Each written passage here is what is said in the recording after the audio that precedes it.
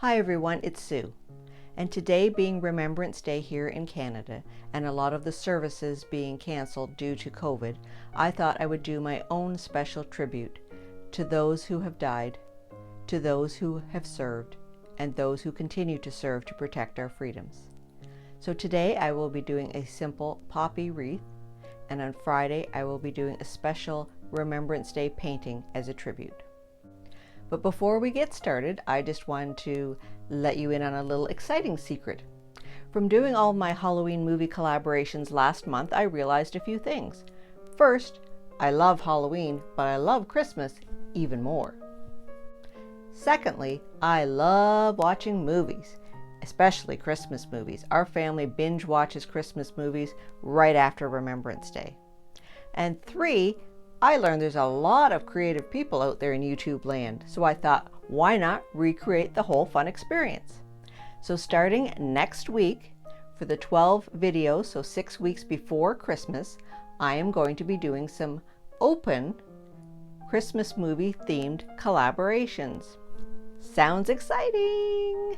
So I would like to try to get a variety of YouTubers involved. So whether or not you're artistic or crafty or you review movies, you make cupcakes, you do woodworking, you make jewelry, you love to wear clothes, whatever it is that you love to do, whatever is your forte, I would like to challenge you to make a video based on the week's movie theme.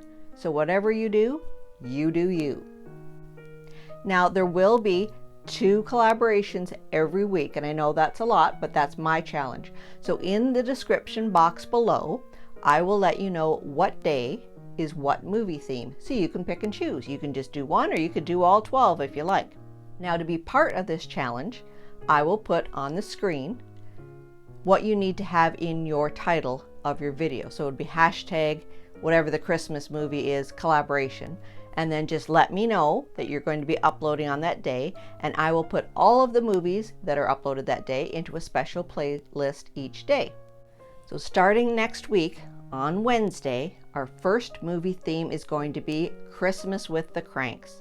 Now that's a hilarious movie that has become one of our family favorites. So I am going to be doing a craft based on the theme of Christmas with the Cranks.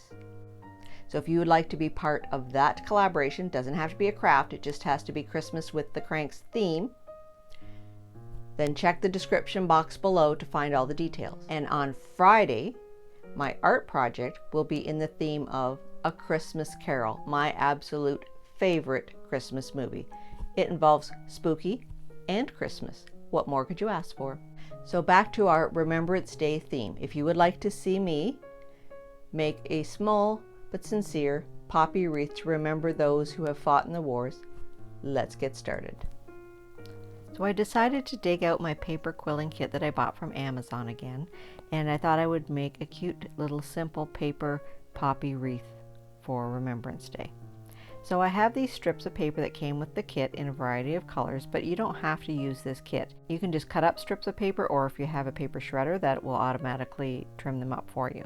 And you also don't need to have this little quilling device that has a notch in it.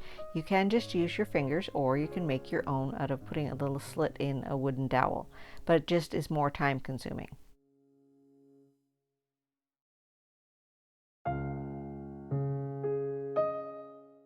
So I took a variety of shades of red and inserted the end of one of the paper strips into the little notch of the quilling tool, and you just spin it, turn it around to make a circle. Now the trick to paper quilling is to have a good grip on the paper and have a little bit of coordination. So you just roll it into a circle, and then you find the size of circle that you want and put it in the hole to form it. Now I put 2 strips of paper together because I wanted a little bit bigger circle, and you can either glue those 2 strips together, or you can just kind of hold them and roll them as one big long strip. Then the second tip that I have for paper quilling success is to use a really tacky glue. And my kit did come with a little glue applicator, but I find it kind of cumbersome to use, so I just use a fine paintbrush and a little bit of this Eileen's tacky glue. So once you get your shape the way you like it, you have to carefully peel it out of the mold, making sure it doesn't unravel. Put a tiny bit of glue on it and then let it dry.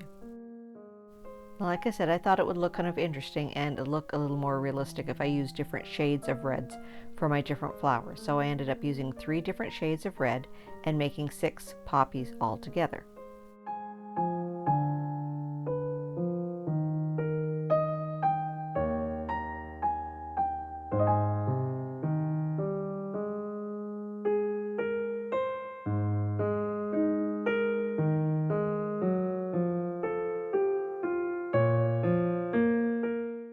So once I made all of the petals for my poppies, I took the circles and then found these teardrop shaped molds and then just pressed the circle into that, pointing it at the bottom, and let it sit there for a minute just so that it would set into the shape.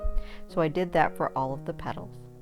Then I took 1 strip of black paper because I wanted smaller circles and made circular coils for the center of my poppy and glued them in place.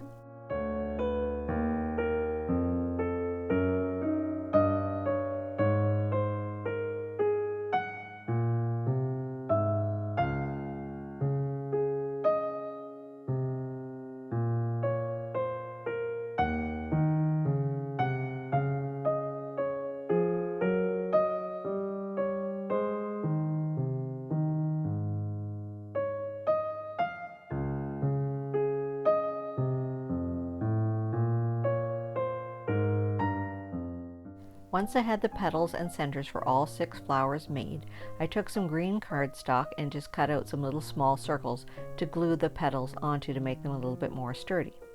So then I just glued the 5 petals for each flower onto the green circle and then glued the black center on top of all the petals and let that dry for a few minutes.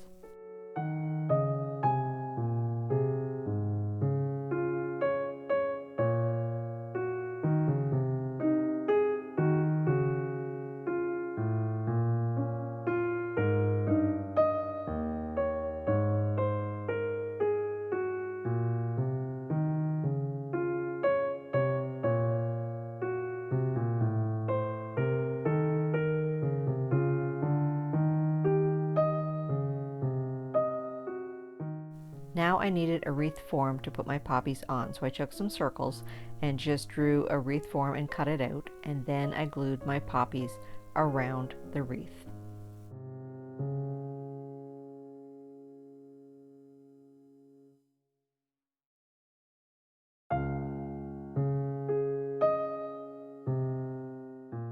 Now I decided to add a few leaves here and there just to give my wreath a little bit of depth.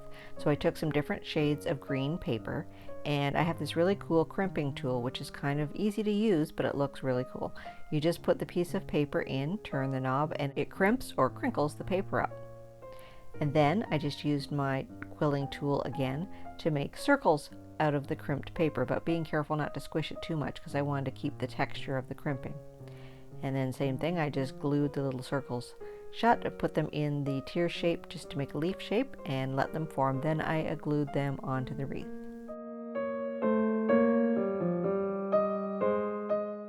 And lastly, I used my Cricut Maker to make a little Lest We Forget banner to attach to my wreath.